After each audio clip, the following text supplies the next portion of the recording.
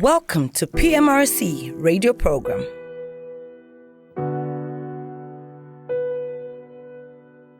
Good afternoon. My name is Louis, and I am glad that you have tuned into Radio Christian Voice.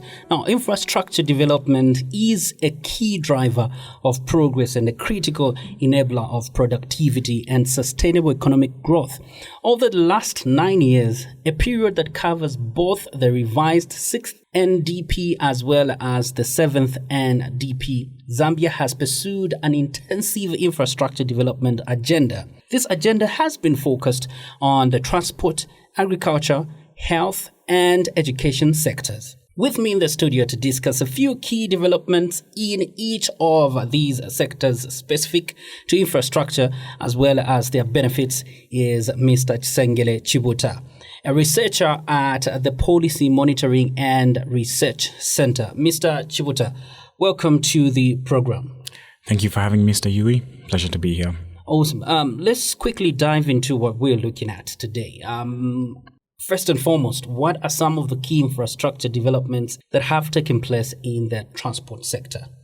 Let me begin by stating that our well-functioning transport system has reduced the overall cost of doing business in the country and also increased efficiency in the movement of goods and people within Zambia. The fact that the country is centrally located also makes it well-positioned to be a transportation hub. So there are several developments that have taken place in this particular sector. Firstly, the construction of the Simon Mwansa Kapwepwe International Airport, as well as the upgrading of the Kenneth Kaunda International Airport. The fact that these two airports have been upgraded and reconstructed, so to speak, means that the country is going to be able to handle higher volumes of traffic, both in terms of passengers as well as cargo. In fact, the Kenneth Kaunda International Airport project now stands at 92% completion. The airport previously had a capacity of about 2 million passengers per year, but with the addition of a new passenger terminal, the capacity is going to be increased to 6 million. Additionally, the two airports are also going to play a key role in enhancing connectivity and driving tourism growth. The second thing I can mention is that just last month, we witnessed the completion of the $298 million Kasungula Bridge linking Zambia and Botswana. So beyond these two countries, it also contributes to integration in the Southern Africa region and illustrates the benefit of development cooperation. It should come as no surprise that the bridge has already begun to ease transportation and also support trade between the two countries, as well as other SADC member states. Let me also mention that the bridge was designed with the future in mind. So it's evident through the inclusion of a rail bridge, which is going to accommodate a future railway link between Botswana and Zambia. Additionally, the project also included the construction of two one-stop border posts, one on the Zambia side and the other one on the Botswana side. And under the one-stop border post concept, there's going to be no need to stop twice, as was previously the case. So what this means is that transit time that's being spent by traders who are using these roads is going to be reduced tremendously. And then the third thing I can mention is the Link Zambia 8000 road project, which currently has over 5,209 kilometers of road network being worked on and 830 kilometers that has been commissioned. Now, I'm sure you would agree that road development has been key to ensuring safe connectivity across the country, reducing travel times and costs for citizens, and fostering trade and development by facilitating the movement of goods and services. So these are just a few of the key transport infrastructure development projects that have been taking place in the country. All right, now, coming to the agricultural sector, what infrastructure development has taken place in it? Let me start by appreciating that the agricultural sector, which is one of the largest contributors to Zambia's GDP, has also seen investment in infrastructure. Key achievements have been in the development of warehousing, storage, breeding centers, and irrigation, among others. So just to mention two specific developments, we've seen the construction of 87 modern livestock breeding centers, as well as the rehabilitation of 15 livestock breeding centers countrywide in order to increase livestock production. The second thing I should mention is that the Economic Recovery Program makes mention of the fact that agricultural productivity will be increased through irrigation development, amongst others. So the completion of the $28.3 million Mwambeshi Dam in Chisamba is in keeping with this determination. It's also worth mentioning that by the end of this year, government will further have completed the construction of works on 10 dams under the Zambia Water Resources Development Project.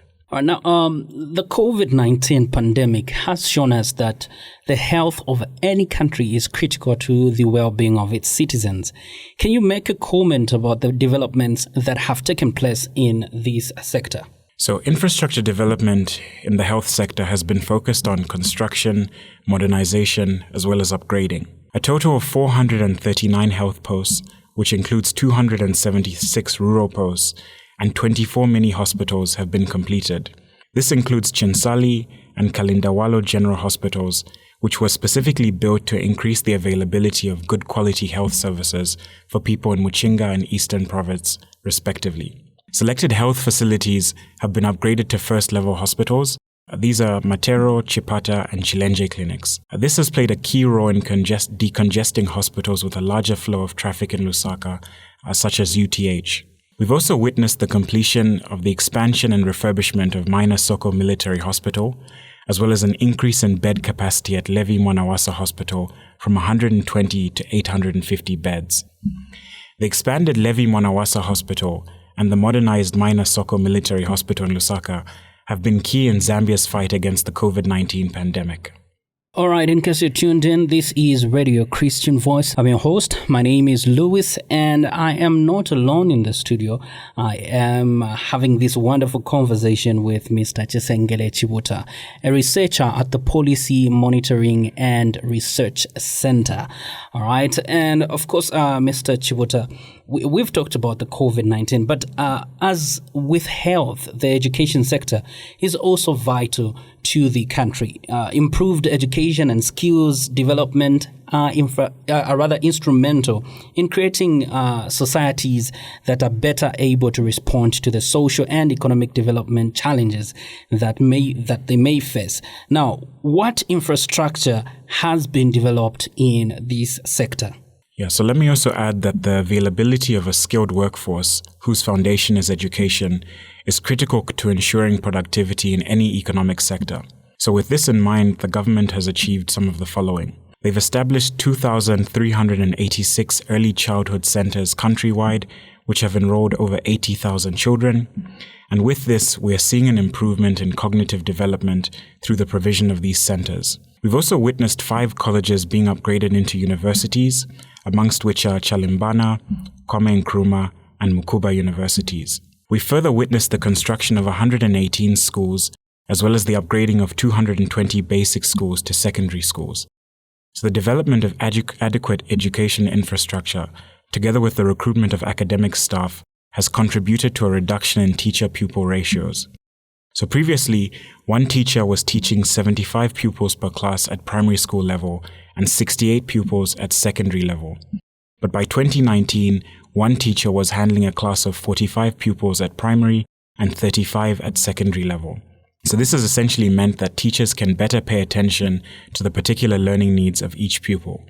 And again, the foundation for this has been adequate infrastructure in the education sector. All right, thank you so much for sharing these infrastructure developments. It is evident that there is plenty happening in our country.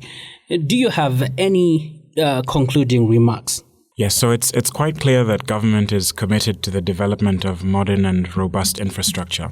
And I think this has been demonstrated through the construction of various forms of infrastructure in the sectors that we've covered, so transport, agriculture, health, and education. For more information on this and other economic development topics related to Zambia, please visit the PMRC website on pmrczambia.com. Thank you for having me. Thank you so much for coming through. This is where we get to wrap it up for today. Thank you so much for tuning in and listening to Radio Christian Voice. Stay blessed. My name is Lewis, and we'll be right back. That was PMRC Radio Program.